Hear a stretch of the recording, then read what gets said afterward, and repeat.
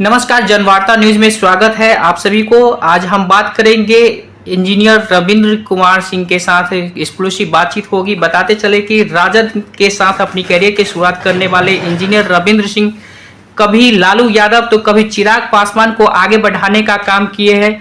वही निर्दलीय महनार विधानसभा से जनताओं के बीच पदयात्रा के साथ इस बार भी आ रहे विधानसभा चुनाव में सीधे से जुड़ रहे हैं। मेरे साथ इंजीनियर रविंद्र कुमार सिंह जुड़ रहे हैं। सीधे बात करते हैं। सर, जनवार्ता न्यूज में बहुत बहुत स्वागत है आपका। जी बहुत बहुत धन्यवाद, आप आए और मुझे भी मौका दिए मुझे अपनी बात रखने का। क्योंकि मीडिया ही एक माध्यम है जिससे जन जन तक आवाज़ पहुंचती है, लेकिन मैं तो जन जन तक जा ही रहा हूं और आपके माध्यम से भी मुझे मौका मिल रहा है। इसके लिए मैं आपका बहुत बहुत धन्यवाद और आभार व्यक्त। सर, 2015 और 2020 और 2025 इस बार क्या कुछ तैयारी? 25 की तैयारी जोरों से चल रही है। लगातार आपका सेवक आपके द्वार यात्रा हमने अक्टूबर महीना से निकाला था। अब पूरे पिछले 5 साल से मैं अपने क्षेत्र में महनार में घूम रहा हूँ और आपके सेवक आपका द्वार यात्रा में करीब करीब सभी पंचायतों के हर एक वार्ड, हर एक घर, हर एक गली, हर एक कोने कोने में जाने का मौका मिला। वहाँ की समस्याओं को समझने का मौका मिला और जाने के बाद एक चीज़ और समझ में आई कि आज़ादी के 75 वर्षों बाद भी जो मूलभूत चीज़ों का रिक्वायरमेंट है जनता का, आज तक पूरा नहीं हुआ है। प्रधानमंत्री आवास योजना मुझे देखने को नहीं मिला, घर घर शौचालय मुझे देखने को नहीं मिला। आज भी दलित, महादलित की बस्ती, मजदूरों की बस्ती, गरीबों की बस्ती में पानी निकासी की वहाँ घर नहीं है, झोपड़पट्टी में रह रहे हैं, शौचालय नहीं है। जनता से रूबरू होकर के उनकी समस्याओं को समझने का मौका मिला। भ्रष्टाचार चरम पर है, इसको समझने का मौका मिला। स्कूलों में, पंचायतों में जो स्कूल है वहाँ की व्यवस्था सही नहीं है, उसको समझने को मिला। हॉस्पिटल जो भी आपके प्रखंड में 2 है, वहाँ पर न दवा है, न डॉक्टर है, न सही इलाज है, न सही तरीके से कुछ चल रहा है, इनको समझने को मिला। और इस आपका सेवक आपके द्वार के बाद में हम लोगों का जन संवाद यात्रा चला पंचायत वाइज। उसमें जनता से हमने संवाद किया कि हम क्या करेंगे, हम भ्रष्टाचार मुक्त कैसे महनार बनाएंगे, न खुद खाएंगे न किसी को खाने देंगे, हम शिक्षा का स्तर कैसे अच्छा करेंगे, हर एक पंचायत में एक मॉडर्न स्कूल को डेवलप करेंगे सरकारी, जहां पर बच्चे फ्री में शिक्षा, अच्छी शिक्षा पा सके। दोनों हॉस्पिटल, एटलीस्ट महनार और जंदाहा जो प्रखंड स्तरीय हॉस्पिटल है, उसको मल्टी स्पेशलिस्ट करेंगे, जहां सबका फ्री में इलाज हो सके, दवा मिल सके, कानून व्यवस्था सही रूप में चले, अपराध मुक्त महनार बनाए। और सबसे बड़ी बात, पलायन को कैसे रोका जाए, वहां के युवाओं को लोकल स्तर पर कैसे स्वरोजगार में कन्वर्ट करके जीतने के बाद कैसे उन युवाओं को रोका जाए, बहनों को रोका जाए, ताकि उनको रोजगार अपने ही पंचायत और प्रखंड लेवल पे मिले। और ये बड़ी बात नहीं है, मैं इसको करके दिखा सकता हूं और ये मैंने एग्जाम्पल दिया है।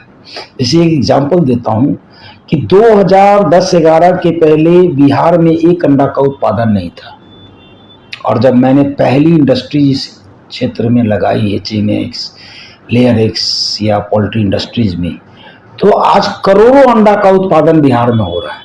कितने युवा, कितने लोग बिहार के, जो हजारों करोड़ रुपया बिहार का बाहर देश को जा रहा था, बाहर प्रदेश को जा रहा था, वो बिहार में रुका और आज करोड़ों में अंडा का प्रोडक्शन बिहार मोटा मोटी सेल्फ सफिशिएंट होने जा रहा है।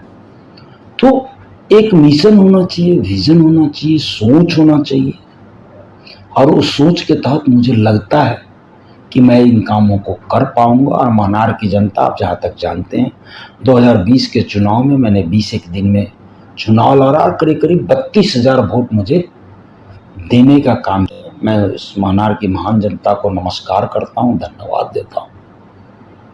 जो ऊर्जा और जो ताकत उन्होंने दिया, इसी के बल पर पिछले 5 साल मैं लगातार उनके साथ में लगा रहा हूँ। और अब चूंकि चुनाव आ गई है, तो हम लोग 16 जुलाई बुधवार से बिदौलिया पंचायत से एक नई यात्रा का शुभारंभ करने जा रहे हैं, जन आशीर्वाद यात्रा। चूंकि ये महीना भी उत्तम महीना है, भगवान भोलेनाथ की महीना है, तो भोलेनाथ का भी आशीर्वाद मिलेगा और जनता का भी आशीर्वाद के लिए एक नई यात्रा का शुरुआत फिर से हम लोग करने जा रहे हैं, जिसका नाम हमने रखा है जन आशीर्वाद यात्रा। आपने कभी लालू यादव के साथ तो चिराग पासवान के हाथ को मजबूत करने का काम किए, तो ऐसे निर्दलीय चुनावी मैदान में तो क्या ठोस वजह है पार्टी से दूरी बनाने का? देखिए, मेरी राजनीतिक सफर अगर आप कहिएगा तो एक विचारधारा के साथ में हुई। चूंकि लालू जी की पार्टी राष्ट्रीय जनता दल गरीबों, मजदूरों, वंचितों के आवाज बनने का काम किए थे। गरीबों की पार्टी थी, गरीबों को कैसे ऊपर उठाना, इस विचारधारा, और मेरी भी विचारधारा कमोबेश वही थी। और इसीलिए मैं राष्ट्रीय जनता दल में लालू जी के नेतृत्व में 2011 में पार्टी में आया और लगातार उस पार्टी के लिए काम किया। मैं राष्ट्रीय जनता दल में प्रदेश महासचिव रह चुका हूं, लेकिन वो मेरी राजनीतिक शुरुआत थी इंडिविजुअली। और 4-5 साल मैंने पार्टी का जितने भी बड़े बड़े रैलियां, 2-2 रैलियां हुई, बहुत सारे कार्यक्रम हुए वैशाली जिला में या अन्य जिलाओं में। वैशाली में एक चिंतन मंथन शिविर लगा, उन सब चीजों में मैंने बहुत ही बढ़ चढ़ के हिस्सा लिया। मेरे नेतृत्व में बहुत सारा योजना बनी, जिसको हमने सफल करने का काम किया, पार्टी के लिए बहुत मजबूती से काम किया। एमएलसी के चुनाव लड़े, जीते भी, जीत के भी दिखाए। बहुत सारी बातें जो मैं अभी नहीं कर सकता हूं, लेकिन कहीं ना कहीं राजनीतिक बचपना भी था। तो 2015 में मैं किसी वजह से, मान लीजिए हमें टिकट नहीं मिला, मैं बचपना में निर्दलीय चुनाव लड़ गया। उसके बाद मैंने कोई पार्टी ज्वाइन नहीं की, मैंने खुद ही अपना यात्रा बिहार में शुरू किया। चूंकि मैं अखिल भारतीय क्षत्रिय महासभा का प्रदेश अध्यक्ष बना, तो दहेज मुक्त कैसे हो समाज, क्षत्रियों का क्या रोल होना चाहिए समाज में, इसको लेके पूरे बिहार का भ्रमण किया। इसके बाद शिक्षा, सबको समान शिक्षा मिले, सबको समान अधिकार मिले, कानून मिले, स्वास्थ्य सबको समान रूप से बढ़िया बढ़िया हॉस्पिटल मिले, किसानों का आय बढ़े, कैसे कोऑपरेटिव मंडी बने बिहार में, इस योजना को लेकर राष्ट्रीय समान अधिकार यात्रा मैंने पूरे बिहार का किया। इसमें पूरे बिहार को घूम करके 25 फरवरी 2019 को मैंने गांधी मैदान में राष्ट्रीय समान अधिकार महारैली अपने बल पे किया, बिना कोई पॉलिटिकल पार्टी के। और उसी का देन भी हुआ कि माननीय प्रधानमंत्री ने 10% आरक्षण EWS जो कहते हैं, स्वर्णों को, गरीब स्वर्णों को, जो आर्थिक रूप से जो कमजोर थे, उनको आरक्षण देने का भी कहा। उसमें भी मेरी योगदान रही। लेकिन उसी समय लोकसभा चुनाव भी आ गया, बहुत सारे लोग मेरे से मिलने आए। क्योंकि पापा भी, कभी मेरे पापा लोजपा के समर्थक थे, रामविलास जी के समर्थक थे, तो रामविलास जी भी मुझसे बात की। तो 2019 के चुनाव में मैं लोजपा में आया और उनके लिए काम किया।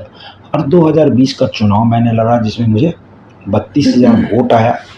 और उसके बाद जब पार्टी टूट गई, तो पार्टी का प्रदेश संगठन मंत्री बन करके पूरे बिहार में पार्टी के संगठन को मजबूत करने का काम किया। और चूंकि बिहार फर्स्ट और बिहारी फर्स्ट का नारा चिराग जी ने दिया था, जो मिशन और विजन मेरा भी था कि बिहार को, जो आज पूरे देश में बिहार को एक मजदूर बोल करके जानते हैं लोग, कि मजदूर माने बिहार। जबकि बिहार एक ऐसा स्टेट है जो पूरे देश में अगर किसी भी जिला का IAS या IPS कोई है तो एक बिहारी है। ये बिहारी था जहां से नालंदा यूनिवर्सिटी हुआ करती थी इतिहास में, जहां पूरे विश्व के लोग पढ़ने आते थे, अव्वल दर्जे का यूनिवर्सिटी हुआ करता। उस बिहार को आज के नेताओं ने मजदूर स्टेट बना दिया था। इसलिए बिहार फर्स्ट, बिहारी फर्स्ट मेरा भी मिशन और विजन था। इसलिए चिराग जी से जुड़ा और पूरे बिहार में घूम घूम करके उनके संगठन को मजबूत किया। ये इतिहास है, लोग जानते हैं, ये मेरा कार्यक्रम रहा है। और कैसे चिराग जी के लिए बहुत सारा प्रोग्राम ऑर्गेनाइज कर करके, जब उनको 5 सीट हम लोगों के बल पे, कार्यकर्ताओं के बल पे मिला, और 5 सीट मिलने के बाद कार्यकर्ता को भूल गए, तो मेरी एक विचारधारा है, मेरा एक सिद्धांत है। उस सिद्धांत उनका मुझे अच्छा नहीं लगा। वो पहले नीतीश जी को बोलते थे कि बिहार को बर्बाद करने में किसका हाथ है। तो जब उनकी बारी आई, जब उनका फायदा हुआ तो उसी नीतीश कुमार के साथ चले गए। लेकिन किसी कर्जकर्ताओं को मान और सम्मान देने का काम उन्होंने नहीं किया। आयातित लोगों को बुला करके टिकट दिया, जिसने पार्टी तोड़ा उनको टिकट दिया। इसीलिए सिद्धांत के तौर पर मैं उनकी पार्टी छोड़ दिया। और इसीलिए मैं मानार की जनता ने मुझे वोट दिया था। मैं मानार की जनता के पास गया हूं, उनके पास गया, क्योंकि असली जो नेता बनाते हैं या विधायक बनाते हैं ना, वो जनता की वोट बनाती है। और मैं जनता के पास गया। क्या लग रहा है मानार की गलियों से निकलते हैं चुनावी मैदान तक, सदन तक के इस बार तैयारी है? देखिए, लगातार हम मानार में काम कर रहे हैं। आपका सेवक आपके द्वार यात्रा करीब करीब 600-650 किलोमीटर की पैदल यात्रा किया। उसके बाद जन संवाद यात्रा किया। हर एक पंचायत वार्ड में जा जा करके लोगों से जन संवाद युवाओं से करने का काम किया। और अभी मैं जन आशीर्वाद यात्रा लेकर के 16 जुलाई से मैं क्षेत्र में जा रहा हूँ। और क्षेत्र के लोगों में जो उत्साह है, जो उन्होंने पिछले 25-30 साल में वहाँ की जनता ने भोगा है, शिक्षा चौपट, स्वास्थ्य चौपट, युवाओं का पलायन, कोई रोजगार नहीं, पुलिस की गुंडागर्दी, शराब माफियाओं की बोला बोली, अपराध बढ़ चुका है, हत्याएं लगातार हो रही है, रेप लगातार हो रहे हैं। जनता उब चुकी है, चूंकि जनप्रतिनिधि सिर्फ भ्रष्टाचार और घुसखोरी कर रहे हैं। और इससे मुक्त होने के लिए महनार इस बार जरूर समर्थन करेगा। लगातार पदयात्रा के दौरान लोगों से मिल रहे हैं, क्या कुछ लग रहा है कि जो लक्ष्य है वो आसान है रविंद्र सिंह के लिए? देखिए, लक्ष्य आसान या कठिन नहीं होता है। लक्ष्य लक्ष्य होता है और लक्ष्य पाने के लिए मेहनत करना ही पड़ता है। चाहे लक्ष्य किसी भी रूप का आप निर्धारित करें, और उस लक्ष्य की प्राप्ति के लिए, और लक्ष्य क्या है? लक्ष्य है विचारधारा, लक्ष्य है मानार का विकास, लक्ष्य है मानार की जनता का विकास, लक्ष्य है मानार के युवाओं का पलायन को रोकना, लक्ष्य है मानार के युवाओं को रोजगार देना, लक्ष्य है मानार के बच्चों को अच्छा शिक्षा देना, लक्ष्य है मानार के हमारे माता पिता बुजुर्गों बच्चों को एक अच्छा स्वास्थ्य व्यवस्था देना, लक्ष्य है मानार के किसान सुदृढ़ बने। और इस लड़ाई को मैं लड़ रहा हूं, लड़ते रहूंगा मरते तक, और मरते दम तक लड़ते रहूंगा। और मुझे आशा है, नहीं पूर्ण विश्वास है, इस लक्ष्य की प्राप्ति। और महनार इस पर एक नया इतिहास 243 विधानसभा में कोई नया इतिहास लिखेगा, संविधान बचाने का इतिहास लिखेगा, एक्चुअल में संविधान के अधिकार का लेने का इतिहास लिखेगा, तो महनार लिखेगा 243 विधानसभा। राजनीतिक गलियारों में ऐसी खबर आ रही है कि आरजेडी के साथ आ रहे हैं। देखिए, चूंकि मैंने अभी विचारधारा की बात की थी, गरीबों मजबूरों मजदूरों की पार्टी रह चुकी है राष्ट्रीय जनता दल, उनका आवाज बना है। और उनकी सोच, और तेजस्वी यादव, खास करके तेजस्वी जी, जिनके साथ मैंने पहले भी काम किया है, और जब उनको एक मौका मिला उप मुख्यमंत्री के रूप में, और जो उन्होंने पिछले विधानसभा में युवाओं के साथ में वादा किया था कि 10 लाख नौकरी मैं सरकार में आऊंगा तो दूंगा, और जब उप मुख्यमंत्री भी बने हो तो उन्होंने 5-5.5 लाख नौकरी देने का काम किया था। कहीं ना कहीं अपने वादा पर चलने का काम किया है। इसलिए तेजस्वी यादव की जो नीति है और रणनीति है और जो मिशन और विजन, एक नया बिहार बनाने चले हैं, बिहार का भविष्य की बात कर रहे हैं। वो असल जो राजनीतिक मुद्दा उसकी बात कर रहे हैं। क्या बात कर रहे हैं? महंगाई की बात कर रहे हैं। वो क्या बात कर रहे हैं? रोजगार की बात कर रहे हैं। वो क्या बात कर रहे हैं? शिक्षा हब बिहार को बनाने की बात कर रहे हैं। आईटी हब बिहार को बनाने की बात कर रहे हैं। महंगाई कैसे भागे, संविधान बचाने की बात कर रहे हैं, पलायन रोकने की बात कर रहे हैं। लेकिन कोई भी अगर वास्तविक, बाकी क्या चल रहा है यहाँ पर? धर्म की बात चल रहा है, मंदिर की बात चल रहा है, मस्जिद। लेकिन एक तेजस्वी यादव जी हैं जो सिर्फ मुद्दा की बात कर रहा है। और ऐसे भी लोकतंत्र में कहा गया 5 साल में क्यों चुनाव होता है? इसीलिए न होता है कि 5 साल में अगर सरकार काम नहीं करती है तो पलट देना चाहिए। लेकिन पिछले 20 साल में माननीय मुख्यमंत्री जो बार बार जंगल राज का रोना, आज 20 साल के बाद भी रो रहे हैं। तो आपने 20 साल में किया, 20 साल मतलब 2 दशक, और 2 दशक में अगर आप नीति आयोग का रिपोर्ट उठा करके देखिए, और माननीय मुख्यमंत्री जी का खुद सरकार का रिपोर्ट उठाइए जो उन्होंने अभी जातीय जनगणना में किया कि कितने परसेंट लोग, 43% लोग 6,000 से नीचे अपनी जिंदगी गुजार रहे हैं, और करीब करीब 53% लोगों का 10,000 से नीचे जीवन यापन चल रहा है। बिहार का प्रति व्यक्ति आय पूरे देश में सबसे निचले पैदान पर। बिहार में गरीबी रेखा से बचने वाली संख्या सबसे ज्यादा बिहार में, कुपोषण का शिकार सबसे ज्यादा बिहार में, साक्षरता दर सबसे कम बिहार में, स्वास्थ्य सेवाओं का स्थिति बिहार में सबसे लचर, नीचे से पहला, दूसरा या तीसरा पैदान पे। तो 20 सालों में मुख्यमंत्री उसको करके चरितार्थ करके दिखाने का काम किया है। इसलिए हम लोग भी और बिहार की जनता से भी कहेंगे कि एक बार मौका इनको भी दिए, और 5 साल ये काम नहीं करते हैं जो बोल रहे हैं, माई बहन योजना या वृद्धा पेंशन योजना, जो भी बातें कर रहे हैं, बिजली की बातें कर रहे हैं कि हम फ्री देंगे, तो जो भी बातें कर रहे हैं इनको मौका दीजिए। मौका पर खड़े नहीं उतरेंगे तो 5 साल के बाद इनको भी पलट दीजिएगा। और इन्हीं विचारों को चूंकि मैं समर्थक रहा हूं और इसीलिए मेरी भी बातचीत चल रही है। अब देखिए बातचीत किस रूप में जाती है ये तो मैं अभी नहीं कह सकता, लेकिन रविंद्र सिंह महनार से चुनाव लड़ेंगे ये सुनिश्चित। क्या रविंद्र सिंह महनार में इंडस्ट्री के लेके आगे आएंगे जिससे कि महनार के जनताओं का सीधे से फायदा होगा, प्लान बंद हो जाएगा? मैं ये बात इसीलिए बोला कि ये काम हो सकता है बिहार में। बिहार का हजारों करोड़ रुपया जो बाहर जाता था, आज वो हजारों करोड़ रुपया बिहार में रह रहा है, और इतनी बड़ी हजारों करोड़ की इंडस्ट्री हो चुकी है। अगर इच्छा शक्ति हो तो कुछ भी संभव है। आईटी हब संभव है, बिहार एजुकेशनल हब बने ये संभव है। महनार में मैं आपको गारंटी लेकर दे रहा हूं कि आने वाला समय में मेरे जीतने के बाद हर एक पंचायत से 10-10 युवा निकलेंगे और एक स्वरोजगार की स्थापना होगी, जो स्टार्ट तो होगी 10 से, लेकिन आने वाले समय में पूरे बिहार में वो क्रांति आएगा और पूरा महनार का युवा खुद स्वराज करेगा और दूसरे लोगों को नौकरी देगा। ऐसा बिहार बनेगा। क्या आप मान सकते हैं इंजीनियर रविंद्र सिंह ने जो शुरुआत की थी राजनीतिक में आरजेडी के साथ, घर वापसी हो रही है? देखिए ये घर वापसी नहीं, मेरी शुरुआत ही वहां से, राजनीतिक शुरुआत, राजनीति का अगर मैंने सीखा है तो लालू यादव जी के, माननीय लालू यादव जी के नेतृत्व में सीखा है। विचारधारा मेल खाती है, ठीक है। अब रह गया टिकट देना ना देना उनके हाथ में, और मैं उस पार्टी के लिए बहुत सारा कर्म किया हूं 5 साल। अगर शायद, और चूंकि 32,000 वोट भी पिछला विधानसभा में मुझे मिला है, तो आज भी 30 से 40,000 वोट है, तो शायद मुझे मौका मिल जाए। और मौका मिलेगा तो मैं गारंटी के साथ कहता हूं कि महनार से सीट में जीत के दूंगा और जीतूंगा।